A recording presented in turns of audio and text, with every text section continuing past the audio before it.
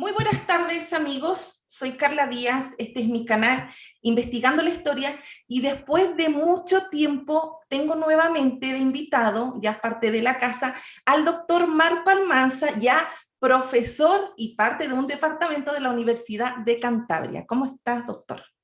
Muy buenas, Carlas. Pues encantado de volver otra vez aquí y bueno, pues volviendo otra vez a tu canal, además con un nuevo puesto laboral, ¿no? Y dentro del mundo universitario, ¿no? Así que me Sí. alegro de compartir también esta mi noticia, digamos, laboral y académica contigo y haciéndolo con tu canal.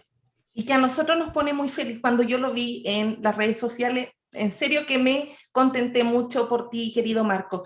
Y bueno, Muchas gracias. ¿por qué me contento? Porque además eres una persona tan generosa con tu conocimiento, con tu tiempo, que siempre estás dispuesto para aportar a estos canales de divulgación de historia antigua.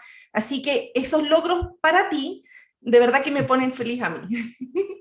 Ah, pues muchísimas gracias. Yo creo que haciendo un pequeño excursus a raíz de lo que acabas de comentar, yo creo que la historia tiene que ser universal, tiene que ser para todo el mundo y creo que se debe de democratizar, utilizando esta palabra, la historia, decir que esté accesible para todo el mundo y creo que la divulgación juega un papel fundamental en el conocimiento de todas las personas que estén interesadas sobre temas concretos, ¿no? Y en este caso, sobre algunos temas de historia. Sí, así es. Y Marco, el día de hoy nos reunimos para hablar de un tema que es necesario poner en orden en la información, la correcta información. Tú que estás muy metido dentro de este mundo de Roma, hablar del Coliseo romano, desde la perspectiva histórica, porque ya sabemos que el cine nos entrega mucha imaginación. Así que partir para hablar del Coliseo romano, comenzar por Nerón. ¿Quién fue Nerón? Este anticristo de los cristianos. ¿Quién fue? Bueno, Nerón fue un emperador, fue uno de los princeps, el último además de la dinastía Julio-Claudia, que comienza precisamente con con Julio César, perdón, y continúa con Octavio Augusto.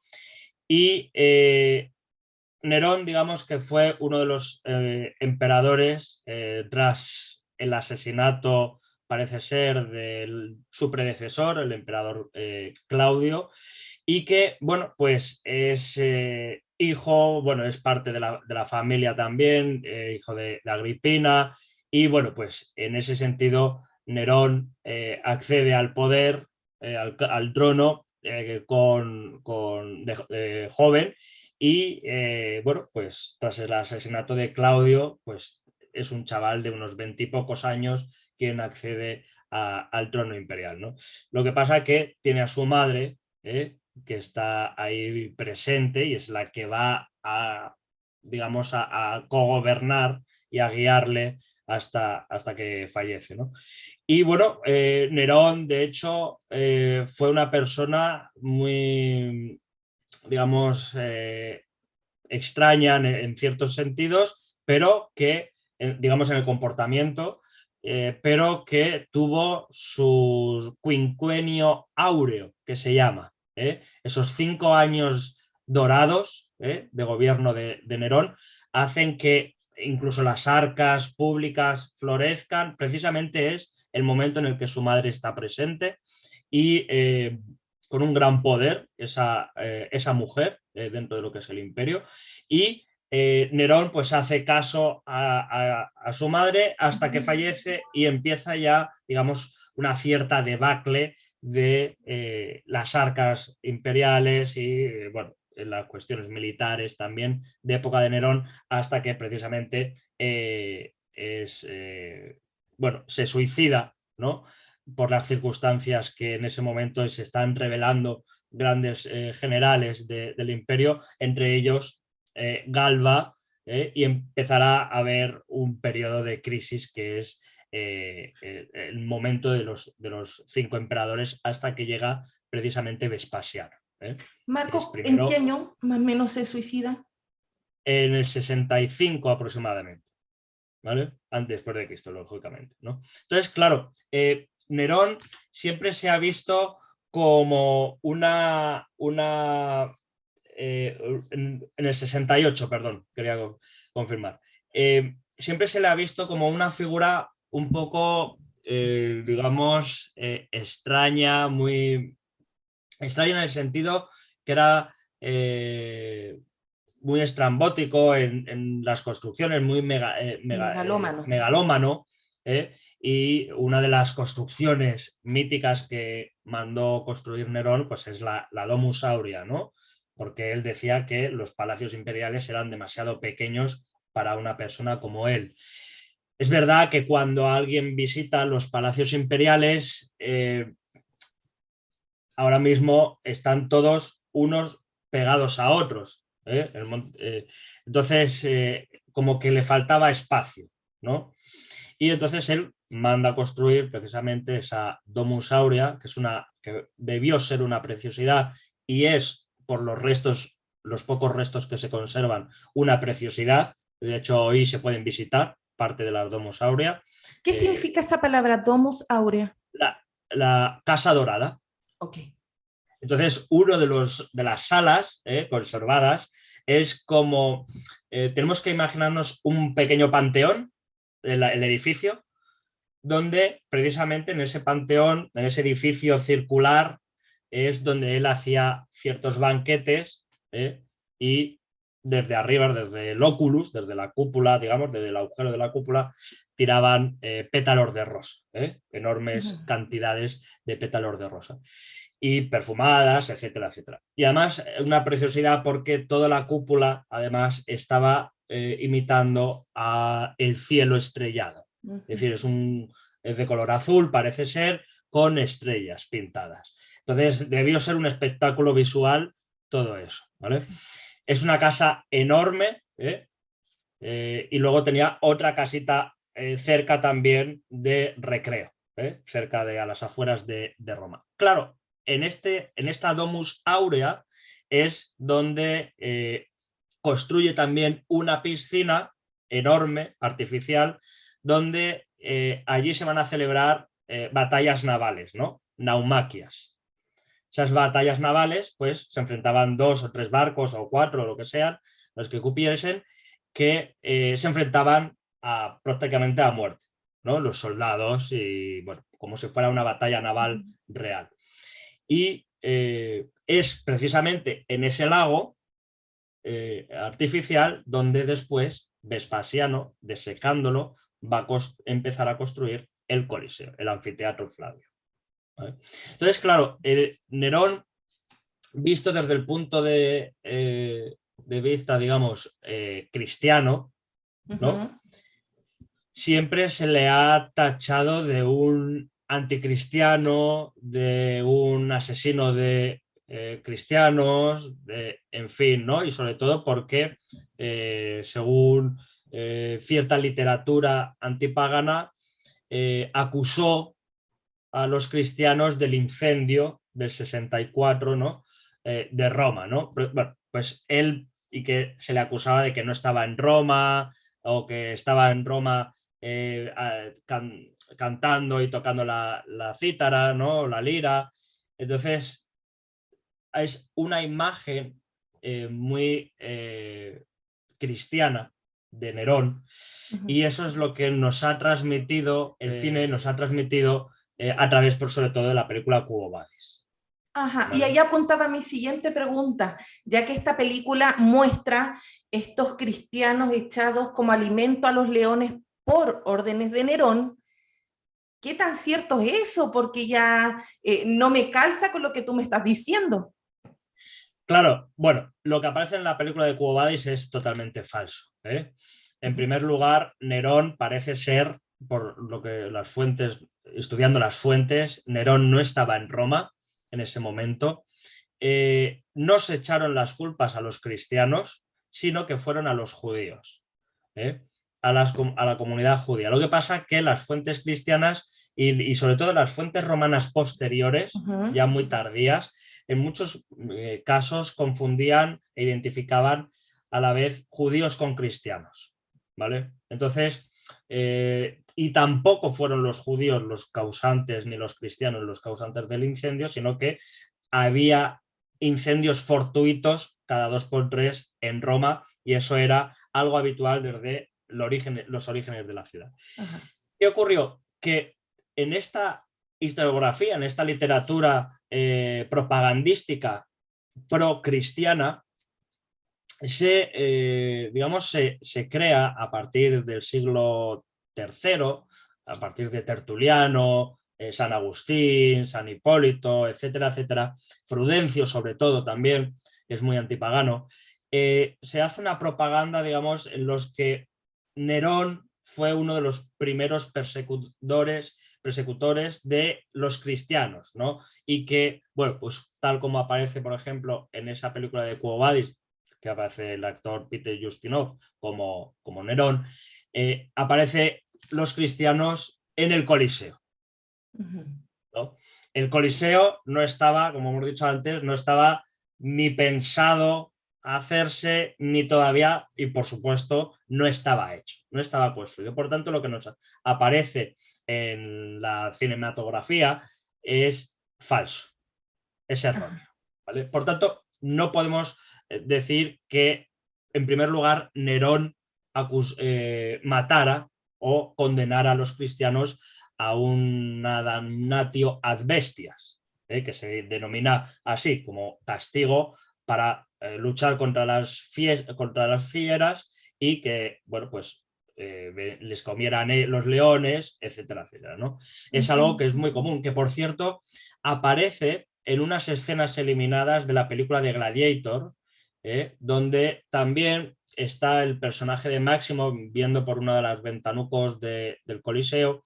Ahí sí está el Coliseo ya construido, y parece que hay un ajusticiamiento de unos cristianos por unos leones, ¿no? Bueno, el director Ridley Scott eliminó esa escena porque él consideraba que era demasiado violenta ese momento, ¿no? Partiendo de la base de que ya en época de Nerón no se asesinaba a cristianos y teniendo en cuenta que han pasado 60 años o 30 años, mejor dicho, del fallecimiento de Cristo.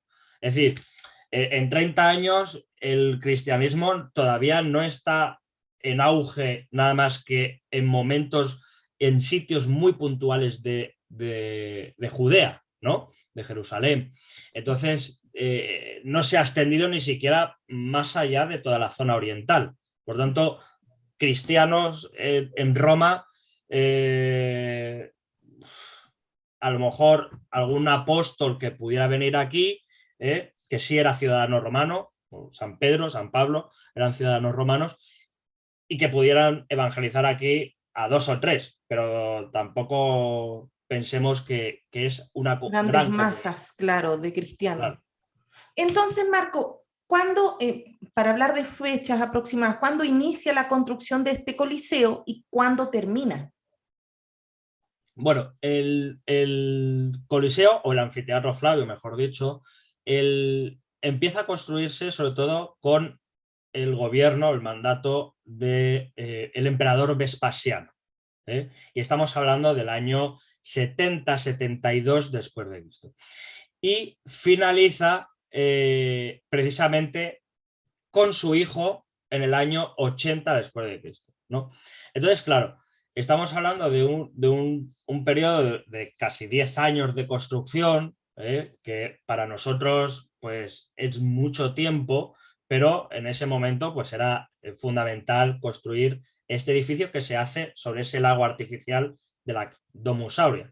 Tengamos en cuenta que Nerón en sus últimas etapas fue un emperador nefasto para Roma, según las fuentes que nos indican, y por tanto la población no estaba muy contenta con él, ¿no? Entonces, claro, Vespasiano lo que hace es, después de una serie de guerras civiles, ¿no? Con Galba Otón, ocurre que para ganarse o granjearse el favor de la población romana, dice, bueno, pues vamos a borrar lo negativo, que era Nerón, y vamos a construir sobre su casa y sobre todo sobre su lago, esto que es fundamental para el pueblo romano, ¿no? Que además este anfiteatro Flavio, digamos que era casi a semejanza, en muchísimo menos tamaño, por supuesto, que algún otro el de Statilius Taurus, ¿no? Que había también otro anfiteatro, porque hay que pensar también que el anfiteatro Flavio no es el primer anfiteatro no es el primer anfiteatro de Roma. Ya en Roma había dos más, y que eran construidos en madera. Lo que pasa que luego se van reformando y se van poniendo también en piedra, pero el Coliseo, digamos que es el gran hito, digamos, anfiteatral de Roma, ¿no? Pero recordemos que también en otras ciudades como Pompeya ya se conocía un anfiteatro, ya se había construido un anfiteatro, en otras ciudades también. Es decir, que para ese momento, incluso en la zona de Cartago, ya había un anfiteatro. En Hispania, aquí en la península ibérica, hay anfiteatros. Es decir, que el anfiteatro no es un edificio ex novo, digamos, no es una idea nueva. Y precisamente no queda claro que el Coliseo reciba el nombre del Coloso de Nerón, ¿no? Esa estatua áurea que construye Nerón. Y el coloso significa también aquello que es grande, es colosal, ¿no? Cuando incluso hoy lo podemos decir, ¿no? Es un edificio colosal, es un edificio enorme, ¿no? Como las construcciones del Antiguo Egipto. Claro. Entonces, son enormes. Entonces, si la estatua de Nerón es coloso, porque es colosal, porque es enorme, el Coliseo no es que reciba directamente el nombre del coloso de Nerón, es que recibe el nombre por ser una estructura enorme, colosal, valga la redundancia, ¿vale? Pero que se le va a conocer mayoritariamente por la población como anfiteatro Caesarius o anfiteatro Flavio. Lo que pasa es que la tradición posterior, de hecho medieval hacia la actualidad, es denominarlo como Coliseo. ¿Vale? Y más o menos, ¿cuándo comienza este nombre, Coliseo? A partir de época medieval, Renacimiento, en adelante, hasta el día de hoy. Ok, ya. Entonces, en un comienzo se le llamó anfiteatro Flavio, no se le conocía como Coliseo Romano. Claro, es un anfiteatro más, lo que pasa es que de gran tamaño, porque hay que tener en cuenta que, por ejemplo, Vespasiano, hablando un poquito de la arquitectura, si te parece, del Coliseo, muy brevemente, sí. Vespasiano hace que sean 3 plantas de gradas, 3 arcadas, ¿no? De hecho, la primera arcada, digamos, decorativa, la base, tiene columnas dóricas, luego la segunda tiene dóricas jónicas y corintias, ¿vale? Y Tito le añade, el propio Tito, el emperador Tito, le añade una 4ª planta más, ¿vale? Además con unos ventanucos y escudos dorados, de hecho. Y lo que hace el hermano de Tito, es decir, el emperador Domiciano, es quitarle, digamos, la parte de abajo de la base y reconvertir el Coliseo, que estaba, digamos, utilizando el lago y el acueducto para hacer naumaquias, porque en su origen el Coliseo era para hacer naumaquias, no para luchas de gladiadores, y es a partir de Domiciano quien elimina precisamente todo ese agua y construye una serie de galerías en la parte inferior para que sean los gladiadores y los animales quienes estén pululando por allí, para que puedan acceder a la arena del Coliseo. Es a partir de Domiciano quien hace esas digamos, esas galerías subterráneas que hoy se pueden ver y visitar, y hace también una añadidura en la gradería superior, ¿vale? Pensé que ibas a decir... Sí, tengo Sí, una sí, sí, pregunta. sí, sí. Y así como se ve en la película Gladiador, salen desde el mismo piso estas puertas que se abren y aparecen los leones. ¿Era así? Sí, de hecho se conocen y además hoy está en el propio Coliseo, está recreado los ascensores con una serie digamos, de pósters de madera, una serie y trampillas donde salían los animales de forma sorpresiva. Ok.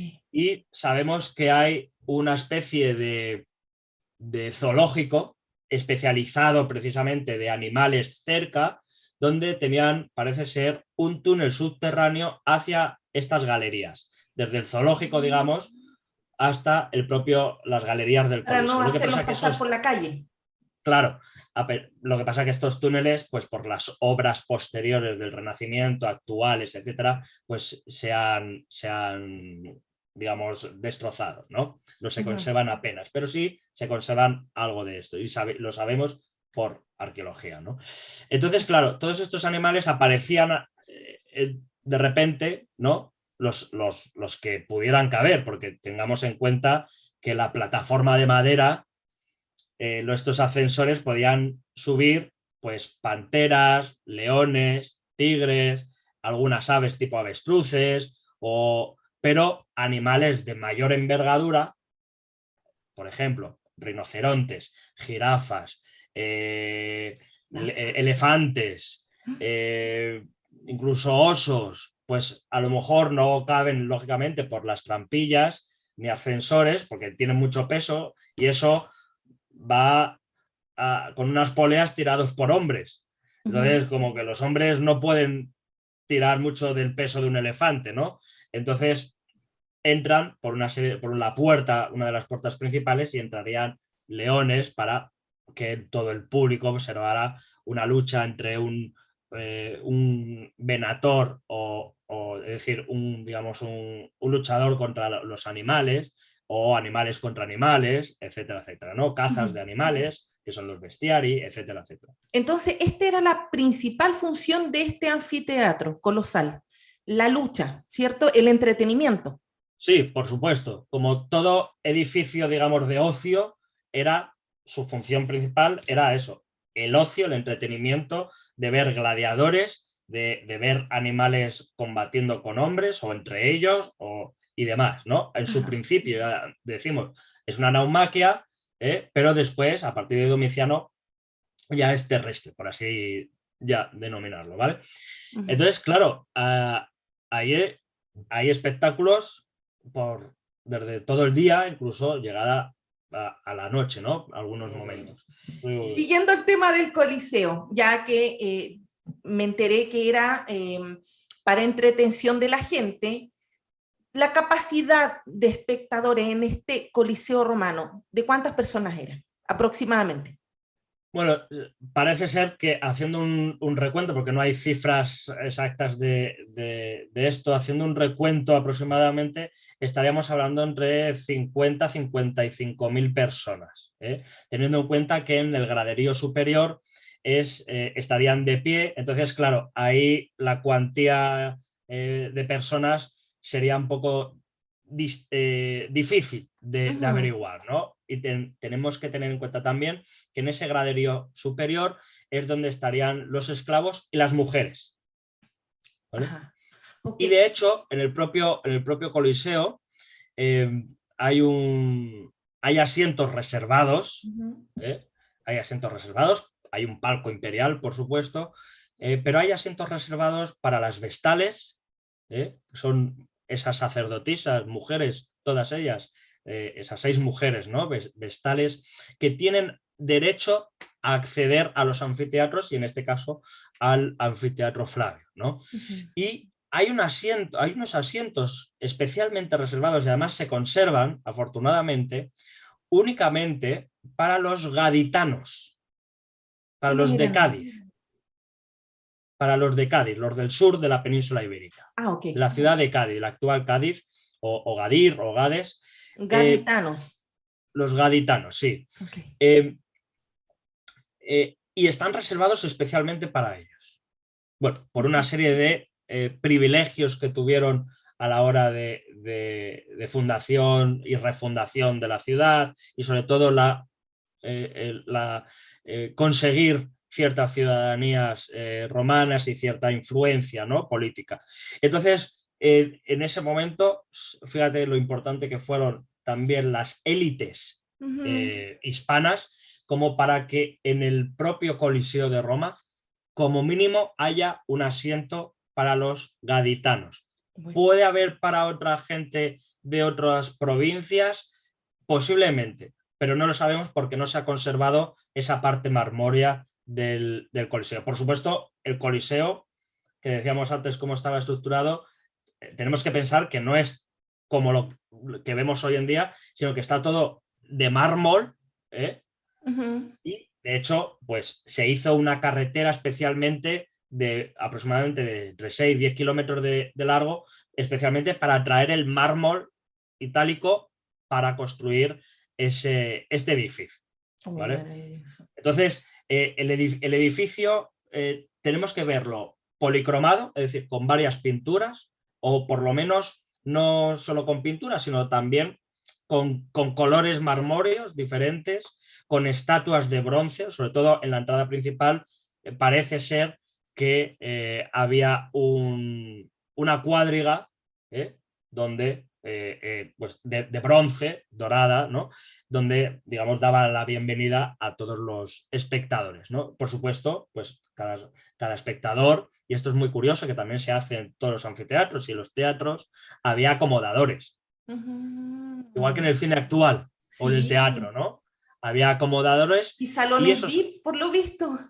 Claro, y esos acomodadores, además, eran los encargados, aparte de que en la entrada ver, digamos, dónde estaba la fichita, ¿no? La fichita que, como hoy en día, en la entrada, ¿no? Pues a ellos era una entrada, una ficha, donde le decía el asiento que le tocaba. Ajá. Entonces, el acomodador le decía, pues está allí, en esa grada, y le daba a la persona un cojín de plumas. Y esto lo tenemos gracias a Plinio, que nos lo dice precisamente, que Plinio el Viejo, que él nos dice, o el joven, perdón, que nos dice que el acomodador del Coliseo le daba también un cojín de plumas para que estuvieran cómodos a un precio determinado. ¿Vale? Esa era otra pregunta que te iba a hacer, que yo decía, sonará muy absurda, pero este Coliseo... Una pregunta es absurda. Gracias. Ya que era para entretención, ¿a cambio de qué entretenían al pueblo? O sea, ¿el pueblo pagaba una entrada por ingresar a ver estas peleas o era solo para entretenerlo y mantenerlos ahí ocupados? Esa era mi duda. Bueno, mayoritariamente eran juegos gratuitos. Ya. No se solía pagar entrada, ¿vale? Y había apuestas también, ¿eh? Había zona de apuestas y tal, y había grandes sumas de dinero que se movían a favor o en contra de un gladiador u otro, ¿eh?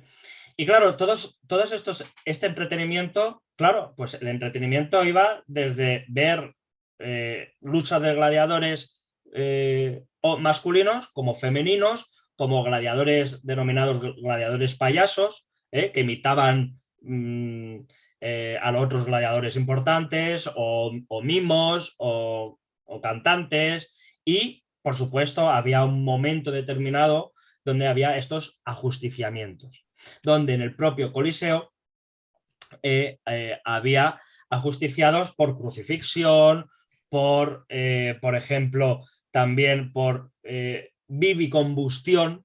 Eso quiere decir que les quemaban vivos. ¿Vale? Tenemos que tener una mentalidad totalmente distinta. Claro, ahora, ¿qué sufrimiento? ¿Qué sufrimiento es? Sí, con nuestra mentalidad es sufrimiento, pero con la mentalidad de hace 2000 años, en algunos seguramente era diversión y otros también lo sufrían, ¿no? Como que qué pena, ¿no? Pero había estos castigos, ¿no? Por algo habrá hecho. Sobre todo son castigos a gente que en absoluto nada tenía que ver con su fe religiosa. Y ahora hablando esta finalización, ¿hasta cuándo terminó de utilizarse este Coliseo Romano? Mira, una de las cosas que, por ejemplo, la tardoantigüedad finaliza se finaliza también se suprime, digamos, el castigo de adbestias, se suprime también el castigo de la crucifixión en memoria de Cristo, y eso estamos hablando del año 365, y esto es algo que aparece en el Código Teodosiano, lo pueden ver, 948. Entonces aparecen estas ya finalizaciones de los castigos, de ciertos castigos, ya digo, independientemente de tu condición religiosa.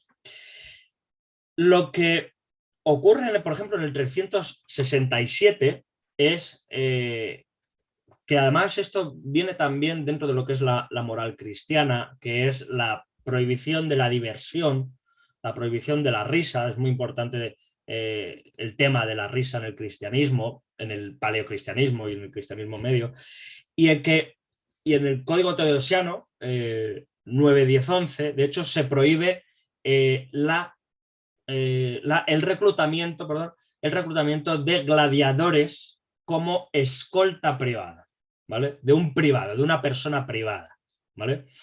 Porque, bueno, podían estos gladiadores que ya no luchan tanto, a partir del siglo IV, ya no luchan tanto, pues ¿a qué nos dedicamos? Pues a escolta, ¿no?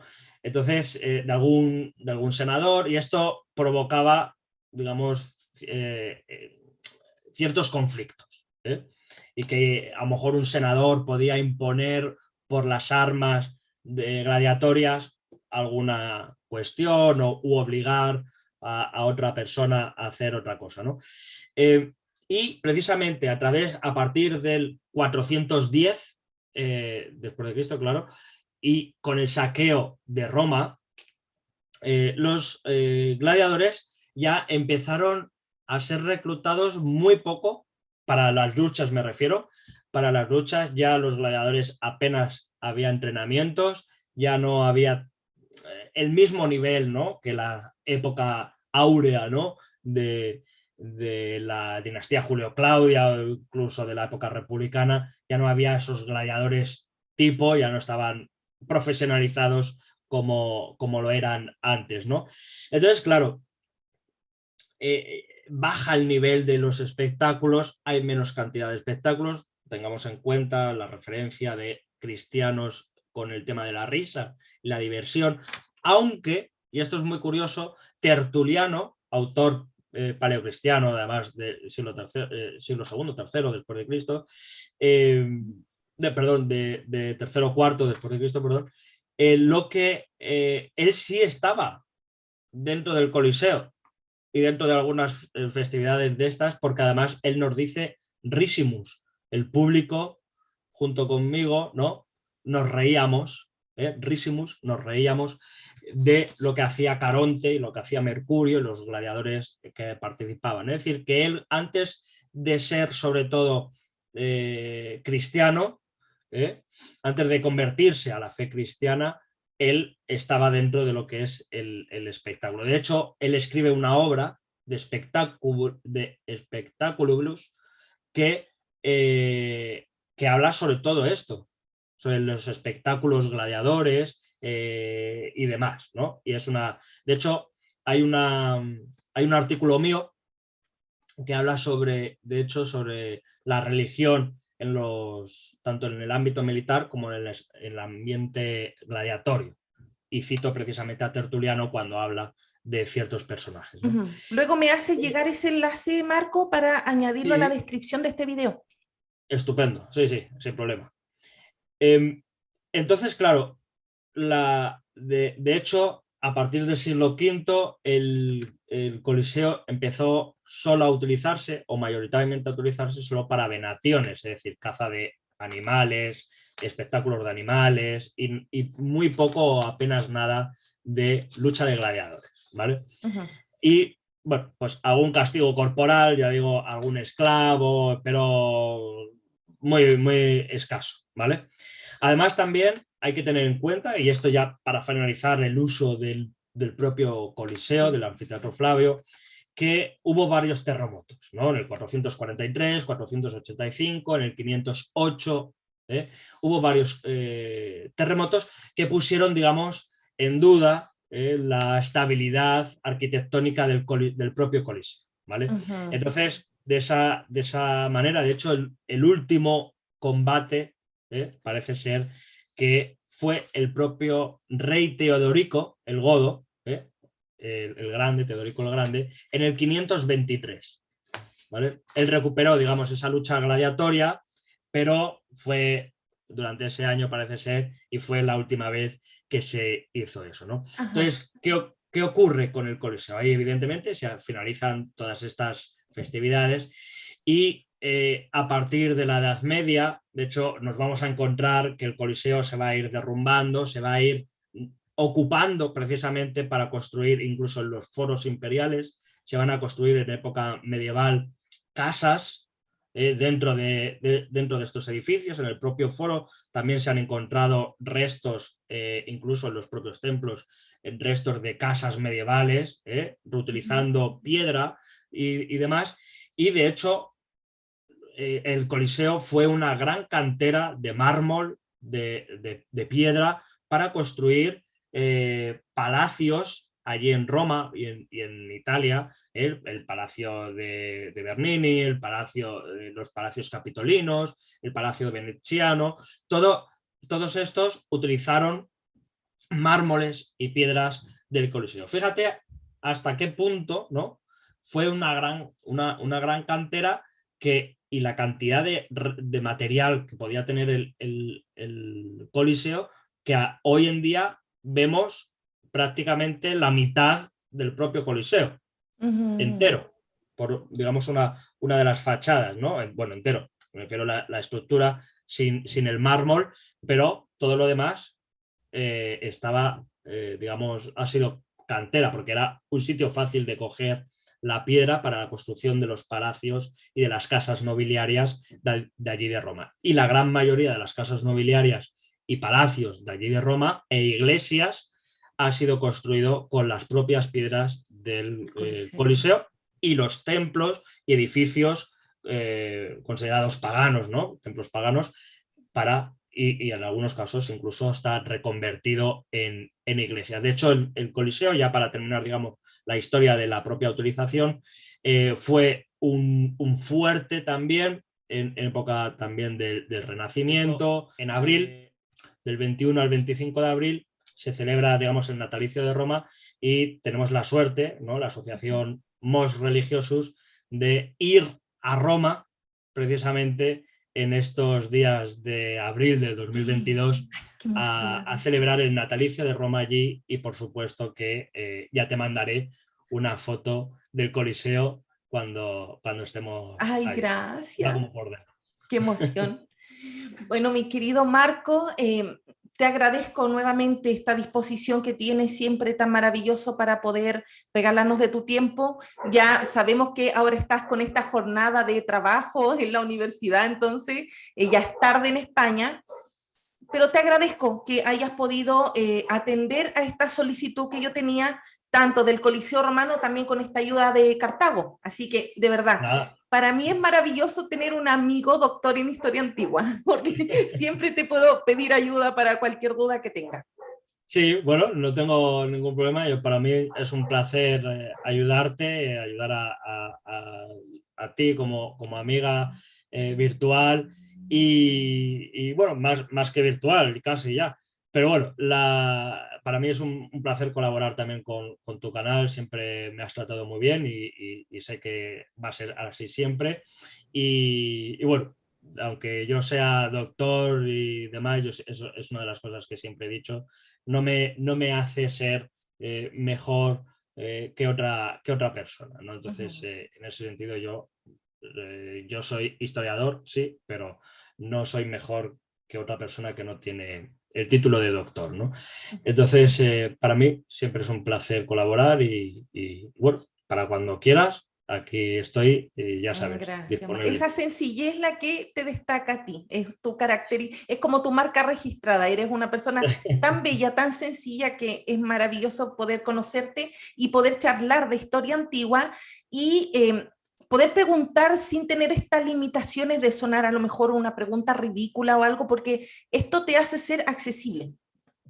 Es que yo, por ejemplo, considero que para mí, vamos, para mí, ninguna pregunta es absurda, porque toda pregunta, aunque parezca una obviedad o una nimiedad o demás, creo que toda pregunta debe ser respondida y creo que toda pregunta esconde una curiosidad, una duda, un querer saber más y creo que la esencia de alguien que explica y de un profesor, sobre todo, es transmitir ese conocimiento a alguien que te hace una pregunta más compleja como la que te hace una pregunta más sencilla o muy básica o que uno considera que es muy básica, ¿no? Pero creo que nadie hemos nacido aprendidos de la historia. Yo, afortunadamente, no conozco muchas cosas de la historia de Roma y puedo responder a todas las que sepa, pero para mí, ya digo, insisto en que ninguna pregunta para mí es estúpida, no es, y de hecho a la gente de mi asociación siempre les digo que hagan 10.000 preguntas, aunque consideren que sean nimias, porque quiero que lo hagan bien y que conozcan bien, ¿no? Y creo que dentro de lo que es el aula, la clase, Sí. creo que es esencial y una de las cosas fundamentales es no tener vergüenza a la hora de preguntar. Así mismo lo siento. Bueno, mi querido Marco, me despido. Muchas gracias nuevamente y nos vemos pronto para otro tema interesante. Yo sé que siempre estás ahí dispuesto para colaborar y apoyarme en el canal con tu conocimiento de historia antigua. Ya pronto los amigos verán este video en diferido. Así que nos vemos muy pronto nuevamente. Muchos besitos hasta España y muchas felicidades Igualmente. nuevamente por tu puesto en la universidad. Muchísimas gracias, Carla. Muchísimas gracias y bueno, te mando un besazo enorme y un abrazo también, más grande aún. Y nada, pues ya sabes, a tu disposición estoy 12 horas al día. Muchas gracias. Besitos. Adiós. Un beso.